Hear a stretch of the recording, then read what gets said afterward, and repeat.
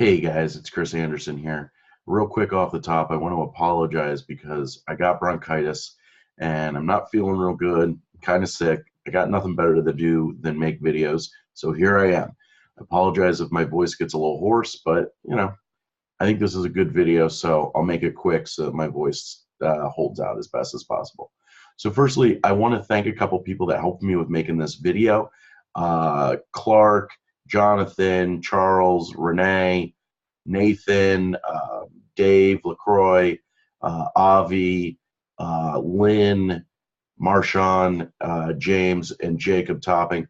You guys were really helpful. I had asked posted some of the questions that I was going to talk about here, and you guys gave me some more ideas. So what I'm going to talk about here is the questions that a lot of beginners that are interested in learning about FBA and learning about Amazon ask. And it's not necessarily that they're bad questions, but some of them, and I'll explain a little bit better, you're asking the wrong question.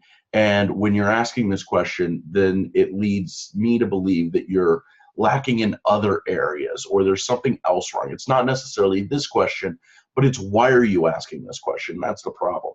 And these can get really annoying. So first thing, on every Facebook group, if you're in Rockstars, my group, whatever, and I see these questions dozens of times a day because I'm moderating almost 100,000 people worth of Facebook groups for FBA. Okay, I'm moderating or adminning. So I see these questions literally dozens of times a day. And you can go into a group and search in the left-hand side. It'll say search, mobile, depending on what you're using. It'll be, there'll be a search function. And almost all of these can be answered. So let's start with the first one, okay? I'm new to Amazon and I'm looking for a mentor. Who is willing to teach me? Okay, so here's the thing, and there's a definition problem here with this question. Number one, you're not looking for a mentor. You're looking for a coach. So the difference between a mentor and a coach, and there really is a huge difference. A mentor doesn't necessarily have to have anything to do with the business you're in to be a mentor to you. One of my mentors is a real estate guy, okay? He owns thousands of houses in the area that I live in, and he knows nothing about selling physical products or selling inventory. He's never owned a business like that. He knows nothing of it. But he knows a lot about business and business theory and business techniques. And he's really helped me grow my business because he has a different perspective. And I've maybe talked to him 4 dozen times, 5 dozen times, 40, 50 times. That's a weird way to say that. And, we've had little conversations. I had a 3-minute long conversation with him today, okay? And he is somebody I would consider a mentor. I don't even ask him specific Amazon questions. Now, when people are asking this question that they're looking for a mentor, what they're really saying is, I'm looking for a coach.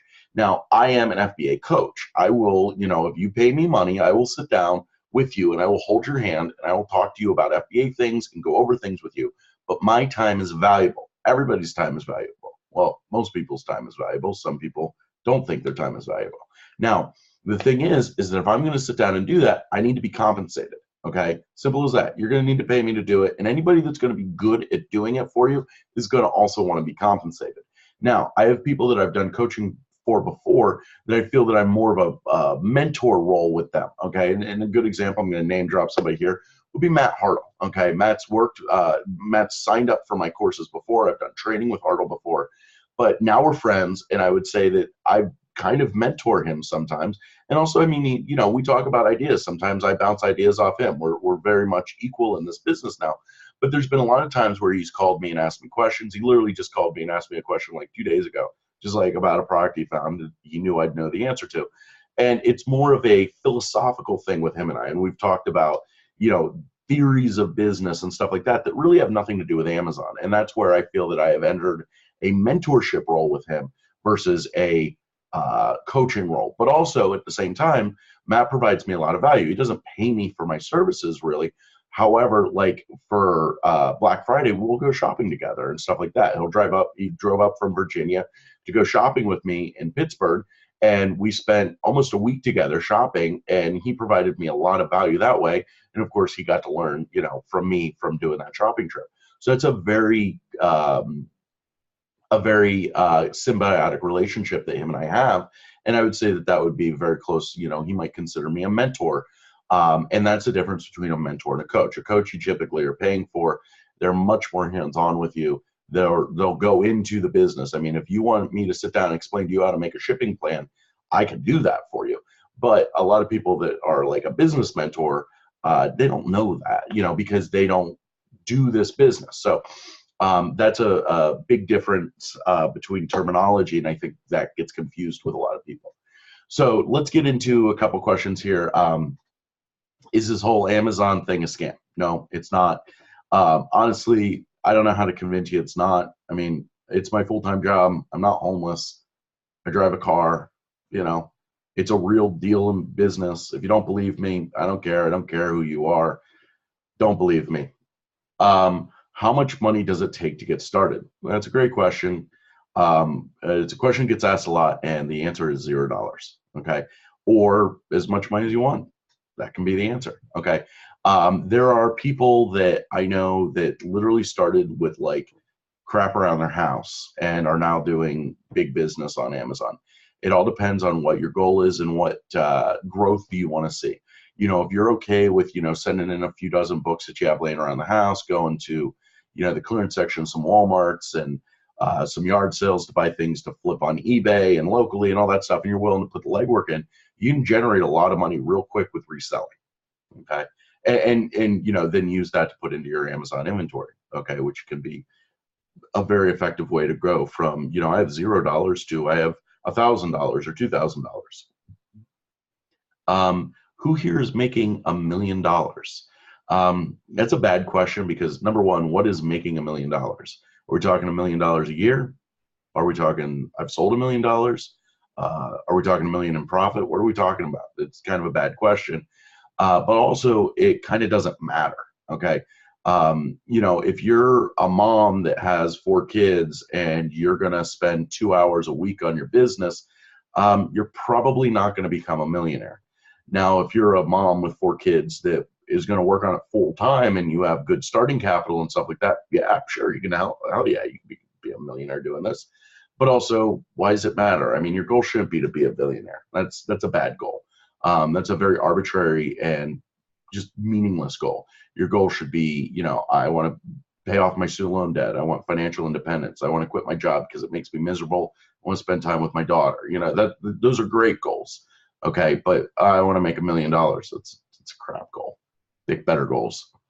How long did it take for you to go full time? Well, the answer to that is about 6 months for me. However, when I started doing this, I was, I believe, 26 at the time. I was a 26-year-old single guy that, you know, I'd had a business that failed, and I was at the time I was living with my mom when I started doing FBA. So my expenses were very low. I had a job that paid okay money. I was making, I don't know, I was making like $800 to $1,000 every 2 weeks after taxes. So I was making okay money. I was saving that money to try to get my own place. And it didn't take very long for me to replace that income. Now, because I was a young single male or young single man, you know, I didn't have people depending on me. I had a girlfriend at the time who, you know, later I got married to, and, you know, she had her own job, her own full-time job and stuff. So, you know, at the time, like I was living with my mom. I was paying my mom rent. I was paying my mom about $600 a month in rent and some other bills and stuff like that. And that was, you know, obviously not very much. So, you know, I also didn't have card payments and stuff like that. So the answer to that question is entirely dependent on your life situation. Again, if you're a single mom with 4 kids, your answer to that question is going to be a lot different than 26-year-old dude that, you know, if I go out of business, I'll just get a job. You know what I mean? Like very, very different answers to those questions. So it's important to, you know, I could go and make a video about going full time, and maybe I should sometime. But the thing is that the answer to that question is so very different. When I was selling on Etsy for a long time, I would see this come up all the time, like, oh, where are my full-time sellers at? You know, all that stuff. And there are people that they're like, oh yeah, I'm a full-time seller. But then I knew like they had a husband that was a doctor or something like that. Well, if your husband's a doctor and you don't need to have any actual income, it's real easy for you to go full time because you don't need that money, okay? Or whatever the situation is. You know, if you're 18 years old and you're a full-time eBay seller, well, what's your, you know, if you live at home with your parents and you don't have a car and all this stuff, what's it cost you to live? What, $500 a month? It's way different when somebody has such low expenses versus somebody whose expenses might be $5,000 a month. And if they lose their job and then they lose their business or they lost their business, it would be very hard for them to get a job that would pay those bills. Okay. Again, you know, when I made the leap to go full time, one of the things I kept in mind was, you know what, if this doesn't work out, I can always go back to a real job. And I also had savings, you know, and that's something that's been helpful. And, you know, and I've had to hit those before in lean times and replenish them as is, and that's okay. But that's the answer to that question. There is no actual answer to that question. Everybody needs to answer that question on their own. Why are the fees so high? So that's another great question. Remember, when you're doing FBA, you know, I just sent out 4 pallets of inventory today to an FBA fulfillment center. So my employee prepped those items. She put 50 pounds of items in each box. We put them on pallets. We sent them out in a truck. I don't have an exact count of how many items it was, but it was thousands of items. So when I pay those fees to Amazon and I sell those thousands of items, Amazon is going to pick and place those items, put them in a box, ship them to the customer, deal with the tracking, deal with the payment processing, deal with the customer service, deal with the returns, all that crap. I don't want to deal with that. Thousands of items selling a week, that's almost like a full-time customer service job that I would have to hire out to somebody. So that's why the fees are so high. It's very expensive for what Amazon does, and I understand that, especially at any volume, okay? So, you know, that's why the fees are high. So another question I see a lot is, can somebody help me get around this rule? Like, hey, I'm gated in Nike. How do I get around that and sell Nike? Or another one, I can buy Nike from AliExpress. I know it's counterfeit, but it's very high quality. How do I sell that? And I get that question a lot, where people, you know, oh, I want to sell counterfeits or whatever. Don't try to get around Amazon rules, okay? Amazon will catch you. I know that people all the time, they talk about, oh, I got stealth accounts. Oh, I'm doing this, this, and this. Like, you don't have to do that. Just follow the rules. You can make so much money with the rules, okay? There's so much, billions of dollars can be made following the rules, okay? You don't need to take shortcuts. You don't need to mess around and, you know, put your livelihood and your business in jeopardy. Don't do it. It's not worth it. So another question I get a lot, you know, I'm gonna pause real quick because I got a lot more questions. I'm gonna go take a break and come back and answer. I got about a dozen more questions, so I will answer those in just a moment after I get something to drink, because my voice is getting a little messed up. Okay, guys, I ate about 50 cough drops and then drank some cough syrup, and should be good now. So next question I see a lot is, what grade is this? And this actually kind of sticks with another couple questions I see is, how do I do shipping labels? How do I find out where to send my stuff to ship my shipments? Do I just stick it in a box and drive to the nearest Amazon warehouse? How will they know it's mine? That kind of stuff. So answer to all these questions are the same. Look in the Amazon terms of service in the Amazon guide. There's a Seller University. It's within Seller Central. It is free. It's very helpful videos. It explains how to make your shipments, how to do all that stuff. And I mean, don't worry, like, you will make mistakes, okay? And I'll tell you, the first shipment I sent out, the warehouse tag that you're supposed to put on all your boxes, I thought that was the receipt, so I didn't put those on any of my boxes. And fortunately, I posted a picture of it in a Facebook group. I'm like, yeah, I sent out my first shipment. And somebody's like, hey, you know, there's supposed to be 2 stickers on that box. And I was like, oh, crap. So not a big deal. Got taken care of, okay? But look in Seller University. That's the way that you can see these. They're very short videos. They're very informative, and they're very free, okay? As far as, you know, what grade is this, you need to understand the Amazon condition guidelines, okay? And people will ask all the time, oh, I bought this thing and it's got a damaged box. What do I list it as? And people say used like new. Clearly, if you say used like new, you've never read the Amazon guidelines for condition. Simple as that. You've never read them, so, you know, you're giving bad advice. Go and read it, because basically, effectively, the lowest grade or the highest grade you should ever give a used item is used very good, and that's actually for damaged box. So it's all in the Amazon condition guides. Understand them. If you want to sell books, understand those. People ask all the time about expiration dates and groceries. It's your responsibility to know the rules with what you're trying to sell. It's just that simple, okay? The rules are not that hard.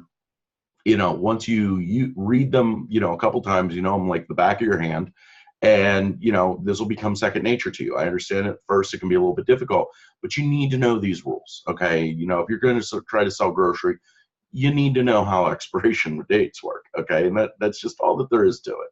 And that's the answer, okay? Just you need to read the Amazon guidelines.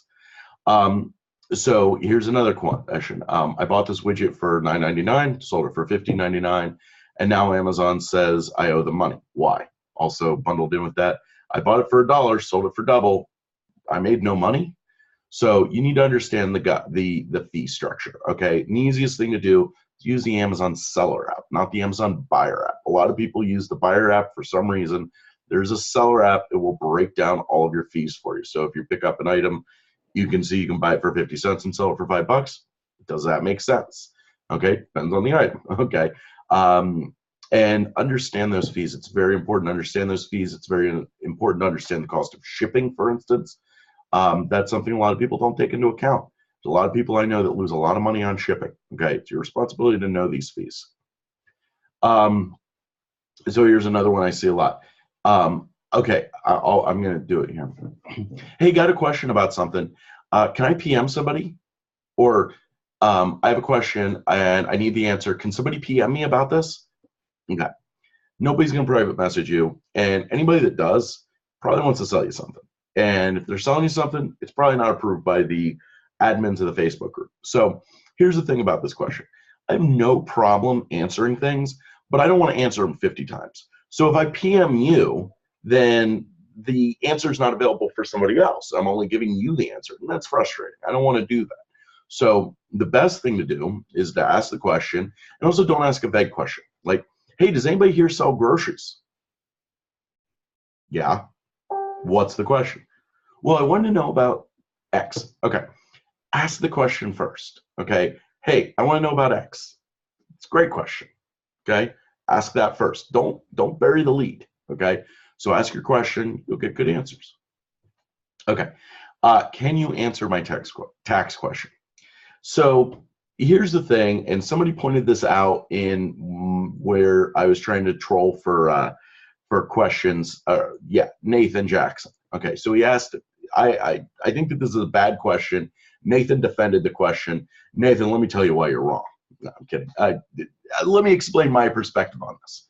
So the taxes for an Amazon business are fairly complex. Okay, we have inventory. We have, the straight ahead federal taxes and state taxes have actually been pretty simple. But you got sales tax, you got all this stuff. You have people that are foreign. Okay, so I'll like get a PM sometimes, and it'll be like, hey, I'm in Nicaragua, and I would like to start an Amazon account. Do you know how to pay taxes? I've never been to Nicaragua, so I don't know how to pay taxes in Nicaragua. And I've never watched a group of people more willing to say, I don't know, but let me give you an answer. And then I've never seen a group of people more willing to read, I don't know, here's my guess, as, oh yeah, that's a great answer. Okay, it's horrible. Okay, so the thing is that the taxing in this business, you need to talk to a CPA. You need to have an accountant. You need to have somebody to help you with this. I have somebody that helps me with this, and I like to consider myself relatively competent at accounting. I'm not an accountant, and I fear that if I say that I'm decent at accounting or know how to do it, people are going to PM me and ask me accounting questions. People just, I don't know. I think it's a bad form to ask a tax question because the answer to those questions can be so critical to your business and cause you so many problems in your business. And I see so many wrong answers. I think it's a horrible idea to ask tax questions. That's it. I think it's a bad idea. That's why I don't do it. And I really discourage anybody from doing it. It's a bad idea, I think. except Nathan, he seems to be more okay with it.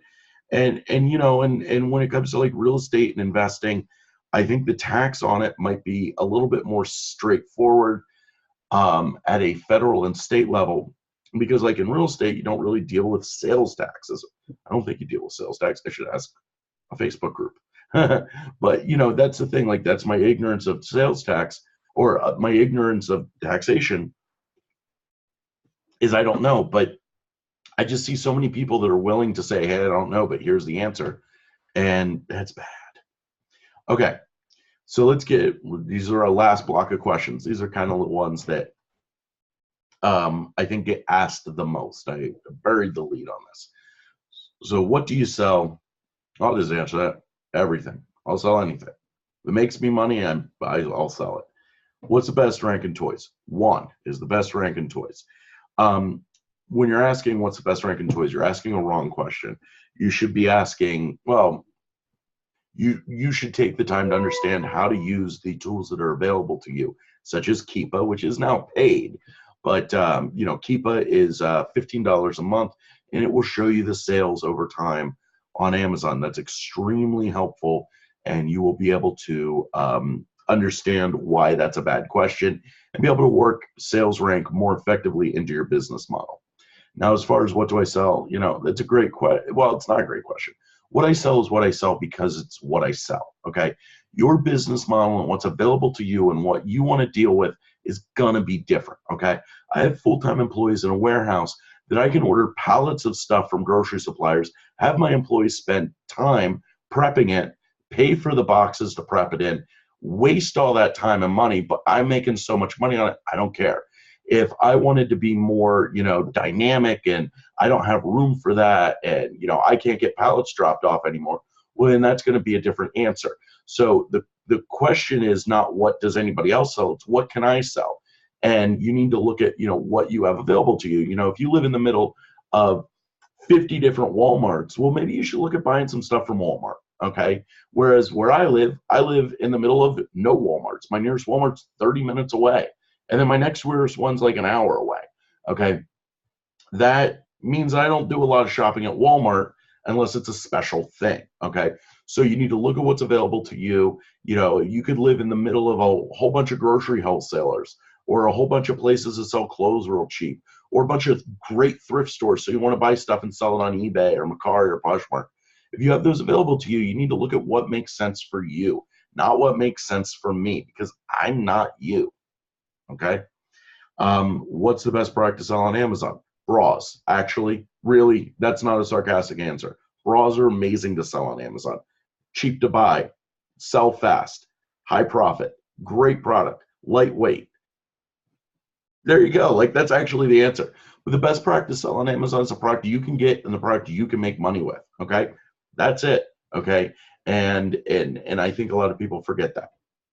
What's the best website to source from? Again, it depends entirely what you're trying to source. What's your business model? What are you gated in?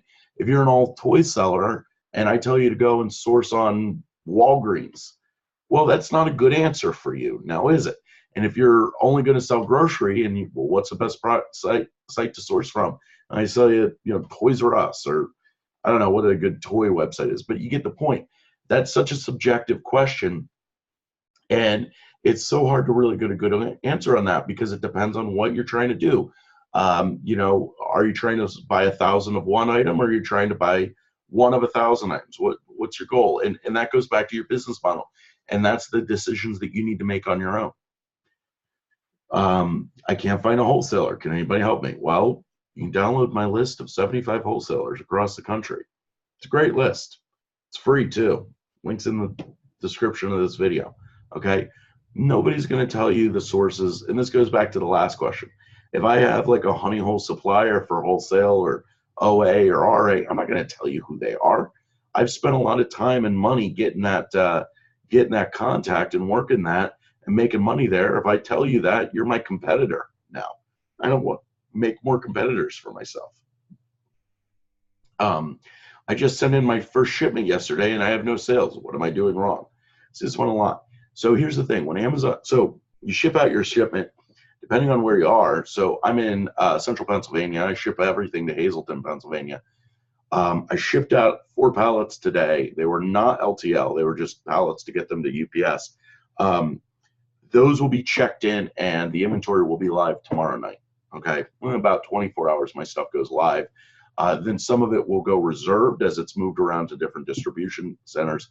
So it takes roughly a week for all of my shipments or all the items in a shipment to go live for me. I also live very close to fulfillment center. I'm also not doing inventory placement. I'm not having Amazon do the prep. Everything I'm setting in is prepped properly. So the thing is that I'm doing it as fast as possible. Not everybody does it that way, or they live further from prep centers or fulfillments or distribution centers. So if I have to ship something from central Pennsylvania to California, it's going to take longer to go live because it's got to go across the country. So keeping that in mind, it can take a while to get stuff to go live. That's the answer to that. Can you look at all these numbers and tell me what you think? I see this one with private label a lot. And people will post a screenshot of some scan from, Helium 10 or Jungle Scout, and what's the opinion? That's, again, it goes back to what's your business model, what's your capital investment. I saw somebody the other day and they shared this, and then they're like, well, I have $500 to launch my product. And people are like, yeah, you're going to need $50,000 to buy inventory. And they're like, but can I do it with 500? It's like, no, you can't. And I mean, that's the thing. It goes back to your budget. There's a lot of great private label opportunities out there that you can launch with several $100s. I've done it. It works. It's great. But there's also a lot of private label opportunities out there. You need hundreds of thousands of dollars to start. And just posting a bunch of numbers doesn't mean anything, because it comes back to, even the most competitive niche could be capitalized on or monopolized by somebody with, 10 million bucks in their pocket, willing to burn a hole in it, and if you got that, then the answer is different than if you're got 500 bucks and you're just starting out. Now, last question, I'll leave it with this, is what's better, retail arbitrage, online arbitrage, or wholesale? Okay, see this one a lot. The answer comes back to, well, what do you want to do? Okay, if you have no experience on Amazon, you've never sold on Amazon, you've never made a shipment, I would tell you probably your best bet is to start with a little bit of retail arbitrage and, go from there with it. Because when you go to make wholesale or go to do wholesale or private label, you'll understand the shipping costs a lot better. You'll understand the process of making the shipments, of just general Amazon stuff a lot better if you've just done a little bit of retail arbitrage, even if that's not your end goal. Okay. And the truth is that there's people that are making millions of dollars a year in profit from all of the business models: retail arbitrage, OA, private label, wholesale. There's a lot of people making a lot of money from all of them. And there's also a lot of people that use all of them at once. Okay. I'm one of those people. I do a little bit of everything. And I think that that's the healthiest business model, but that's me. That's my opinion. That's what I want to do. Brandon Trainer, he does private label, and he literally works like 1 or 2 days a week doing his private label business. That's all he's got to do. Okay. He uses a prep center, my prep center. And, I do his product photography for him and that kind of stuff. And that works out really well for him. And that's a business model that he's working on. And when he started out, he was doing retail arbitrage. He moved into, wholesale like he's doing now. And that's been really good for him. But that was based on what his goals were and what he wanted out of this business. So he made that decision. It was the smart decision for him to make. But the business model that you pick to pursue is going to have to be based on what you have.